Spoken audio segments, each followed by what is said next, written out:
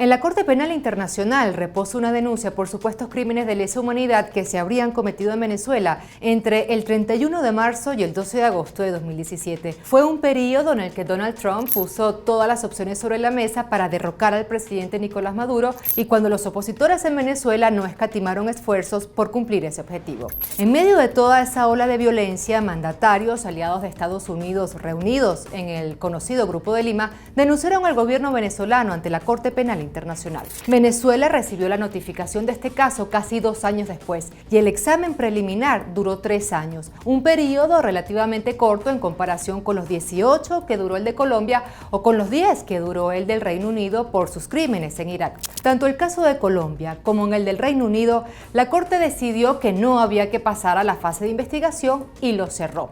Pero con Venezuela el fiscal determinó que sí había que investigar. Es decir, no pasaron a fase de investigación los denunciados crímenes cometidos por el Reino Unido en Irak, pero sí quieren investigar a Venezuela por haber enfrentado una insurrección violenta. A pesar de no estar de acuerdo, Venezuela apostó por colaborar y no solo ha recibido en 2 ocasiones al fiscal y le dio acceso a todas las fuentes que requirió, sino que además se entregó toda la información sobre los juicios y las condenas que se han realizado en el país contra quienes cometieron violaciones a los derechos humanos o que utilizaron de forma excesiva la fuerza en ese intento por neutralizar aquellas manifestaciones violentas. Pero para el fiscal de la Corte Penal estos pasos no han sido suficientes. Insiste que se deben investigar a altos cargos, pero cuando Venezuela ha pedido acceder al expediente de las supuestas víctimas, lo ha rechazado. Se alega que deben proteger a estas personas, pero en este punto surgen varias preguntas. Si no dejan que Venezuela tenga acceso al expediente sobre las supuestas víctimas, ¿cómo responder?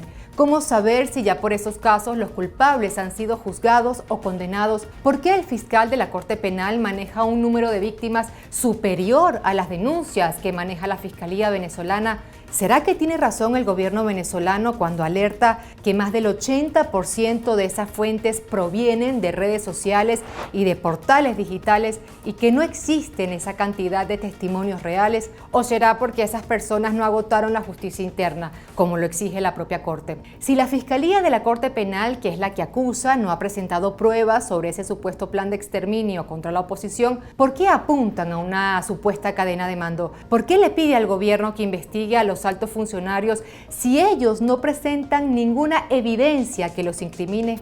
Si la Corte Penal Internacional admite, como lo hizo recientemente, que solo existen víctimas potenciales porque aún no han llegado a esa fase de la investigación, ¿por qué algunos llevan años denunciando que el gobierno ha cometido crímenes de lesa humanidad? Si esta corte solo se activa cuando un país no juzga o no puede juzgar los hechos denunciados, ¿por qué no se toma en cuenta toda la documentación que ha entregado Venezuela sobre las personas procesadas, juzgadas y condenadas por esos delitos?